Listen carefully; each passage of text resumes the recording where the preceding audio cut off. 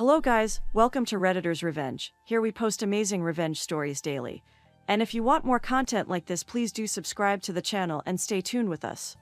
Moving to our today's first story, about OP's neighborhood Karen, who tried to claim OP's house as her own. But in the end, OP got her kicked out of the neighborhood. Now story. Have you ever had something happen to you that made you lose all your strength? Well, recently, an entitled Karen tried to test my patience, but I gave her a taste of her own medicine. A few months ago, I came back home earlier than usual because my daughter was not feeling well, and I had to fetch her early from daycare.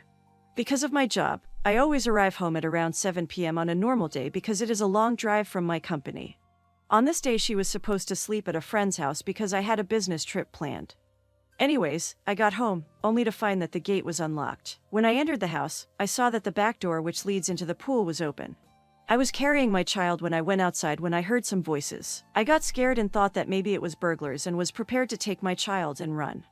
And there I found two women I have never seen before. They looked like typical suburban housewives, and one was lying on a sunchairs while the other was swimming in my pool. My first reaction was to shout out to them, asking them what they were doing in my house. One of them replied and told me that it was not my house. I put down my child and I was ready to throw hands. But because I had a child, I held myself back. The lady who answered looked a bit familiar and she told me that I was disturbing them, and I had to leave. I saw that snacks and dirty towels were covering the whole area. This explained why my pool area was sometimes so dirty. I often thought it was my daughter Anya who was making a mess there. So calmly, I told her to leave before we had a problem with each other. Her friend laughed and said I was probably a peasant who broke into rich people's homes. I told them that just because I did not look like them, did not mean that I could not afford such a house for myself. Karen, I am going to call her that because it is fitting. And I can't use her real name, threatened me, and then she took out the keys to my house and said that she was the owner of the house. I was shocked as to why she had the keys to my house. She said that she bought the house months ago and did not know what was going on. I was not having it, so I told my child to wait for me in the living room. Karen tried to stop her from going, but I told her to shut up before I messed her up. She kept on insisting that it was her house and she called me too poor to live there and even used my clothes as an example of why I could not own the house. Because of my job, I own a construction company and I do not always wear smart suits. I was not even supposed to be at home on that day. My daughter was supposed to be staying with a friend for the next week. I had rushed over from out of town because I heard that she was sick. As a 28-year-old single mother of a 5-year-old, I have to sacrifice business for the health of my child. But back to the important stuff, things between the three of us got worse. After we had insulted each other for a long time, I was amazed by how she was so convinced that it was her house. Her friend was also backing her up, but I could see that Karen was the one who was leading the whole thing. They were even drinking my wine, which she threw in my face in the middle of our fight. Then, I gave her the slap I had been wishing to since I set eyes on her uncultured self. She went on to talk about how everyone in the community knew her and could say that it was her house, but no one had ever seen me before. It was true that I had not met any of the neighbors when I moved in because I am rarely there. Most of the stuff was unpacked and still in storage, so it was a little empty. I bought the house because it was closer to a school and was in a safe neighborhood, but it is very far from my job. My 5-year-old daughter is also pretty good at swimming, and she likes the two pools that we have there, which made me purchase them. Then, her friend got out of the pool, and they tried to 2 times me. I am much stronger than I look, and all they could do was pull my hair and scratch at me. A little thing about me is that I grew up knowing how to fight because I have brothers, so I was able to handle them. I stuck to defending myself and not hurting them, but Karen got all upset with me and said I assaulted her. She threatened to call the police on me because she was trying so hard to live up to her stereotype. She started telling me how her uncle was in the police, and she would get me sent to jail for a very long time for trespassing on her property, blah blah blah. I knew that she was bluffing. She did not have her name on the title deed. I left her standing there, and I guess she thought I had given up and she was going to remain in my house. But I made a quick phone call to the police, telling them that there was an intruder in my house who was refusing to leave. Not even 10 minutes later, the police pulled up and she was still in the back by the pool. I had already tucked my child into bed and the police started questioning her. Once again, she pulled out the key and said that she was the owner of the house and I had assaulted her, and was the one trespassing. So, she was now continuing to be a pathological liar, all because she wanted to save face in front of her friend. I just took out the title deeds, which I always kept in a safe place, and that was enough for them to arrest her on charges of trespassing. When I took out the title deed, suddenly her tone changed and she started apologizing to me, saying that she made a mistake and did not know that the house was occupied. She said she thought that I was someone else who came to use the pool, which was why she got mad at me. And as if that was not enough, she acted even more dramatic and started crying, saying that her husband did not want to pay for a pool. I and the police officers had already had enough by that time, and I asked them to at least remove her from my property if they found that they could not arrest her. I was not dumb. I knew that if the person who was using my pool looked a little different, they would have been arrested. No questions asked. Innocent suburban wives like her did not usually get arrested for trespassing. She tried to get me arrested on charges of assault as well when she saw that I did not want to let it go, but the police told her that I was defending my home and told her that she had the right to remain silent. Her little friend tried to run away and say that she was not part of it, but they took her away in cuffs as well, which served her right for following her friend into stupid nonsense. I had to also go to the police station to give a statement, but I postponed it until the next day. This meant that dear old Karen and her bestie spent the night in jail. If my child had not been there, I would have probably let it go, but they picked that day of all days in the world. I am not a person who likes drama, but for what she did, I wanted her to pay. I found out that she lived about 5 blocks away from me. I found this out from the neighbors who had come out to see what the drama was about when the police pulled up. Because I was rarely home, and when I was, I never left the house. They said that everyone thought that the house had no owner. Karen was part of the head committee for the neighborhood and would have probably had access because of her position. But the neighbors told me that only the HOD was allowed to have a spare set, and it would only be used in an emergency. I got some of their numbers and they promised to assist me in dealing with the matter. The next morning, I was able to go to the police station and give them a statement about what happened. It did not take that long, and I was able to file multiple charges against her since she stole my key, brought unknown people into my house which put us at risk, then assaulted me on my property. I did not get any charge against me because it was my property. I emailed the HOD of the neighborhood immediately, demanding that he do something about her because I felt unsafe and disrespected. I got asked a lot of questions and they claimed to be doing an investigation into the entire matter, but I think they were just waiting for her to go to court and be charged with something. So, unfortunately, I had to put my job on the side to deal with that crazy woman. I wanted her to pay for the way that she had insulted me in my own house no matter what. At least my daughter was feeling better now, and she was too young to remember the entire thing.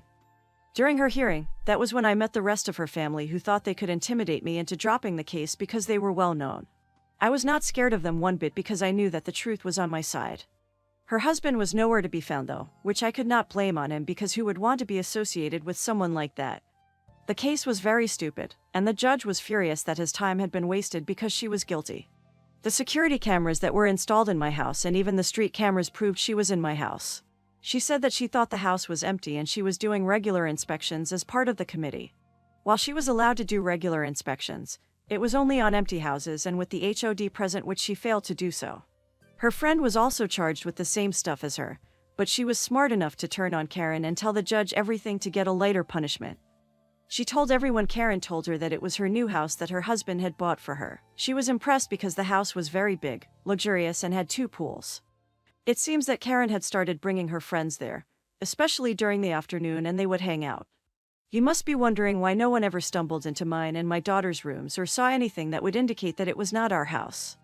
I would guess that Karen thought it was a holiday house and they probably did not go through our stuff. I did a thorough search of the whole house and thank goodness nothing was missing. If there was, then there would be so much more to add to her charges. There were pictures and videos that they took at my house, enjoying my drinks and using my towels especially. The footage also showed that Karen cleaned up and her friend would leave an hour before she also locked up and went. I unfortunately never got around to installing an alarm system, due to being swamped with work and all. I also thought that since it was a double-gated neighborhood, I was safe. I have since gotten the best security system in town after that whole mess with Karen. Karen's claims that I assaulted her did not hold up in court because she had been on my private property without permission. It was the only thing that her lawyer seemed to have in her defense. It was all dismissed, but her assault against me was still a charge on her. The hearing only lasted a few days and then the judge sentenced her. She had to pay me $25,000 in settlement and would have to serve 6 months in jail as well as do community service. She, later on, ended up doing community service cleaning up pools, as ironic as that sounds. I was so happy that at least I got a little bit of justice. Her friend got off with 6 months of community service and was banned from going anywhere near my house again. Unfortunately, they could not do much to the other ladies who came to the house since she made my house a free amusement park. 6 months is not a lot, but at least my complaints were listened to, and I finally got some justice. Having someone in my house without me knowing is such a scary thought. People get robbed and killed every day in their very own homes. Not to mention the nerve that she had to come from 5 blocks away so that she could use my pool and impress her friends. Imagine if she had brought sicknesses into my house. Just the thought of it makes my skin crawl. You might think I am being dramatic, but I had my pool deeply cleaned after she had been sentenced. After all, my daughter and I use it. That was a couple of months ago, but here is what happened recently. Remember the complaint I filed with the HOD? They concluded their investigation while she was in jail, and she was kicked out of the committee. Some of the neighbors did not feel safe with her around, and honestly, no one liked her from way before the whole issue. It was like people were just waiting to throw her under the bus. So, a petition to have her thrown out of the neighborhood was sent out, and you best believe that I was the first person to sign to get her the hell out of our neighborhood. I heard, from my neighbor who is always up to date with the latest gossip, that while I was out of town, she was released from prison. She tried to come back to the neighborhood, but the security would not let her in. Then, she called her husband, who went home with her only to give her her bags and tell her to leave his house. My other neighbor says that he has already filed for divorce and wants full custody of the kids. Now I do not know if that is 100% true, but if it is, then good riddance. The poor man was so embarrassed by his wife's actions, and everyone hated his family because of her. He did apologize to me for his wife's behavior, but my beef is not with him. He has already suffered enough by being married to a person like her. Anyways, he is no longer staying with her. She is also forbidden from ever entering the neighborhood ever again. I would be very happy if I never had to lay my eyes on her ever again. She is now homeless, probably without a job, and has not yet paid the settlement of $25K that she owes me. I think she is staying with her family, but best believe I want my settlement in full. She thought she could claim a house that she did not pay a cent for, but I set her straight as she deserved to be.